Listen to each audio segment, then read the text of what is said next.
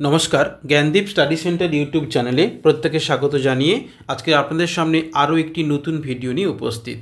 আমি ভিডিওটির মাধ্যমে আলোচনা করব যারা নেতাজি সুভাষ মুক্ত বিশ্ববিদ্যালয়ে এমএ অর্থাৎ মাস্টার ডিগ্রি কোর্সটি করছেন বাংলা বিষয় নিয়ে, তাদের একেবারে সেকেন্ড পেপারের লাস্ট মিনিট সাজেশন বা ইম্পর্টেন্ট কতগুলি প্রশ্ন।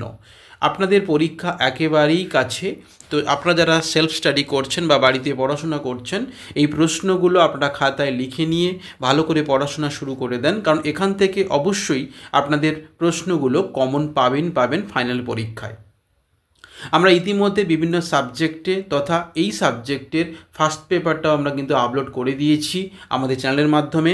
আমাদের চ্যানেলে আপনারা ভিজিট করে দেখতে পারেন। এছাড়া আমাদের এই ভিডিও ডেসক্রিপশান বক্সে তার সমস্ত কিছু লিঙ্ক দেওয়া থাকবে, এবং জ্ঞানদীপ স্টাডি সেন্টারের পক্ষ থেকে যদি আপনারা ফাইনাল সাজেশান কিংবা নোটস কিংবা অ্যাসাইনমেন্টের আনসারপত্র পারচেস করতে চান, তাহলে অবশ্যই কন্ট্যাক্ট করতে পারেন। ডেসক্রিপশান বক্সে আমাদের কন্ট্যাক্ট নাম্বার দেওয়া থাকবে। এছাড়া ডেসক্রিপশান বক্সে আমাদের হোয়াটসঅ্যাপ গ্রুপ, ফেসবুক গ্রুপ এবং আমাদের যে কন্ট্যাক্ট নাম্বার হোয়াটসঅ্যাপ নাম্বার সেখানে কিন্তু দেওয়া থাকবে, আপনারা কন্ট্যাক্ট করে নিতে পারেন। আমরা এখানে দেখতে পাচ্ছেন যে Netaji Subhas open university MA Bengali second paper suggestion 2025।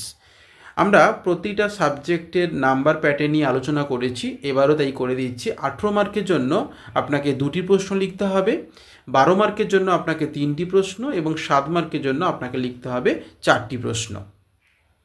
তো গ্রুপ এর মধ্যে যে প্রশ্নগুলো ইম্পর্টেন্ট রাখা হয়েছে, মোস্ট ইম্পর্টেন্ট, নাম্বার 1, নোয়ান চমস্কির দ্বিবিভাজিত তত্ত্ব আলোচনা করুন। নাম্বার 2, ভাষাতাত্ত্বিক অগাস্ট লেইসারের সম্পর্কে আলোচনা করুন। নাম্বার 3, ভাষাতাত্ত্বিক ফার্দিনান্দ দা শ্বশুর এর অবদান আলোচনা করুন।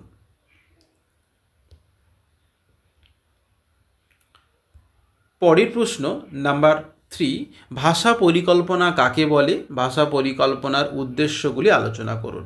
নাম্বার 5, কাব্য আত্মাধ্বনি বলে যারা আরম্ভ করেছেন, কাব্যের আত্মারস বলে তারা উপহাস করেছেন। উক্তিটির যথার্থতা বিচার করে রসধ্বনি কাব্যের আত্মা মন্তব্যটির সততা বিচার করুন। তো এর মধ্যে 5 নম্বর প্রশ্ন এবং এর মধ্যে নাম্বার 1 1 নম্বর প্রশ্ন এবং 3 নম্বর প্রশ্ন মোস্ট ইম্পর্টেন্ট প্রশ্ন, আপনারা ভালো করে প্রশ্নগুলো দেখে যাবেন।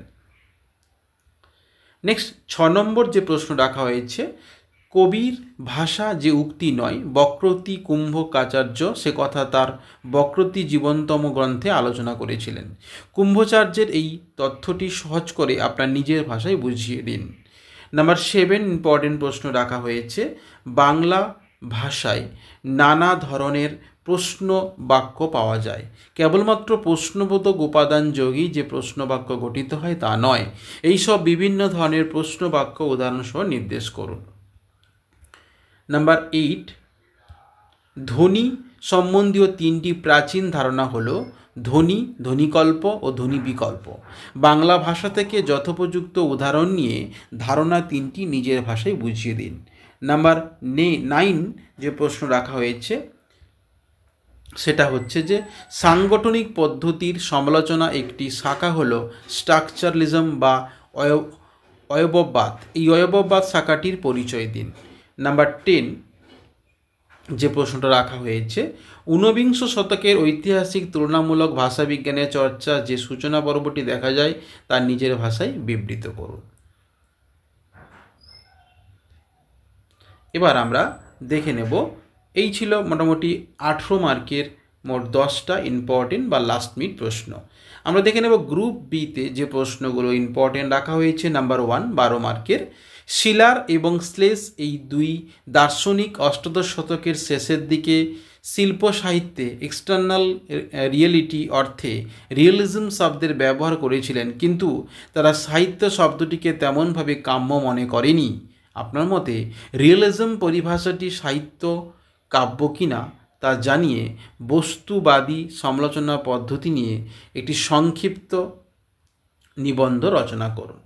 নাম্বার 2, ভাষাবিজ্ঞানের ক্ষেত্রে তুলনামূলক পদ্ধতিকে যিনি প্রথম যথাযথভাবে প্রচার করলেন তিনি হলেন R.K. রাক্স। এর প্রবন্ধটির নাম উল্লেখ করে তুলনামূলক পদ্ধতি সম্পর্কে পরিচয় দিন। এটাও কিন্তু মোস্ট ইম্পর্টেন্ট প্রশ্ন। নাম্বার 3, বাংলা কাব্যে প্রকার হিসাবে প্রশ্নবোধক বাক্যের ভূমিকা উদাহরণসহ বিবৃত করুন। নাম্বার 4, প্রাচীন ভাষাবংশ নির্ণয় করে ভাষাবংশগুলি সম্পর্কে আপনার ধারণা সংক্ষেপে লিখুন। এটাও কিন্তু মোস্ট ইম্পর্টেন্ট প্রশ্ন। নাম্বার 5, সাহিত্যতত্ত্ব বিষয়ক আলোচনা অ্যারিস্টটলের ভূমিকা নির্ণয় করুন। এছাড়া নাম্বার 6 যে প্রশ্নটা রাখা হয়েছে ইম্পর্টেন্ট প্রশ্ন, সেটা হচ্ছে বাংলা ক্রিয়াপদের রূপ বৈচিত্র্য নির্ণয় করে কালপুরুষ ও ভাব এই 3 ধরনের ব্যাকরণিক সংযোগ ও ব্যাকরণিক একটি বক্তব্য অনুসরণে বাংলা ক্রিয়াপদের রূপ বৈচিত্র্য বিশ্লেষণ করুন। নাম্বার 7, বাংলা ক্রিয়াপদের রূপ বৈচিত্র্য বিশ্লেষণ করে দেখান। নাম্বার 8, ভারতীয় রসবাদ সম্পর্কে আলোচনা করুন। মোস্ট ইম্পর্টেন্ট প্রশ্ন এটি। নাম্বার 9, কারক কাকে বলে, বাংলা কারকগুলি উদাহরণসহ নির্দেশ করুন। নাম্বার 10 বা 12 মার্কের শেষ প্রশ্ন, সংবর্তক বা ট্রান্সফরমেশন কাকে বলে, সংযোজক ও বিলোপন জাতীয় সংবর্ধন উদাহরণ দিয়ে বুঝিয়ে দিন।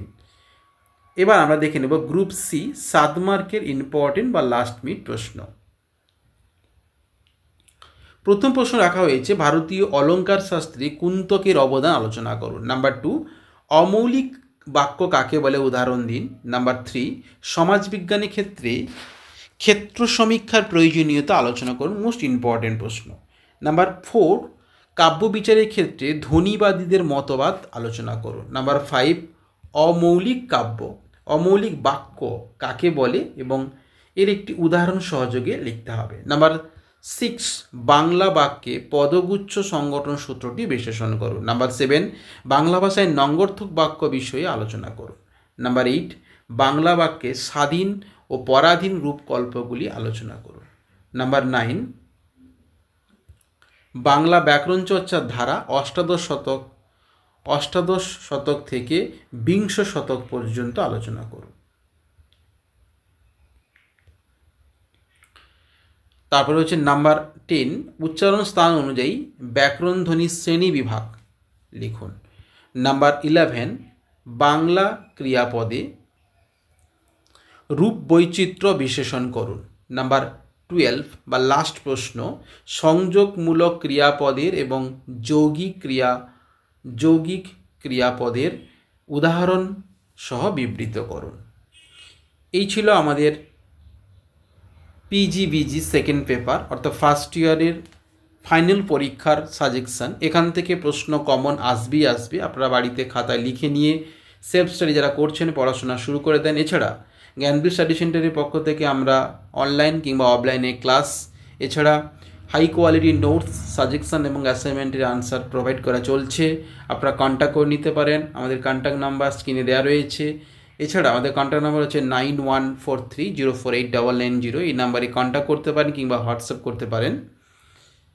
আমরা প্রতিটা সাবজেক্টের সাজেকশান আমরা তুলে ধরবো। আপনারা অবশ্যই কমেন্ট করবেন আপনারা কোন সাবজেক্টের সাজেশানগুলো পেতে চাইছেন। ততক্ষণে ভালো থাকবেন, সুস্থ থাকবেন। ধন্যবাদ।